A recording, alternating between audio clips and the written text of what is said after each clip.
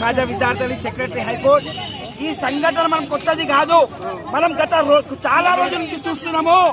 ఇది అశోక్ రెడ్డి అయితేనేమి, వామన్ రావు అయితేనేమి, నాగమణి అయితేనేమి, మల్లారెడ్డి అయితేనేమి, రయీసా అయితేనేమి, ఇస్లాం అయితేనేమి మమ్మల్ని పిట్టల్ లెక్క సంతరిస్తుంటే ఈ ప్రభుత్వాలు ఏం చేస్తున్నాయి?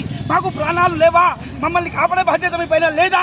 ఒక మేము భారతదేశంలో పౌరులం కాదని నేను ఈ ప్రభుత్వాన్ని ప్రశ్నిస్తున్నా. దయచేసి మీరు ఈ రాబోయే అసెంబ్లీ సమావేశాలు పెట్టకుంటే ఒకరోజు ఇందిరాబాద్ దీక్ష పెట్టి చలో అసెంబ్లీ ముట్టడి చేసే ఖచ్చితంగా చేస్తాము. ఈ ఉద్యమాలు మాకు కొత్త కాదు. తెలంగాణ ఉద్యమం చేసిన వాళ్ళం మేమందరము. జైళ్లు మాకు కొత్త కాదు. దయచేసి ప్రభుత్వాన్ని కోరుకుంటున్నాము, ఇప్పటికైనా మా ప్రాణాలకు మమ్మల్ని చంపకుండా ఆపండి, మిమ్మల్ని కోరుకుంటున్నాము. దయచేసి రెండు చేతులకి జోడిస్తున్నాము.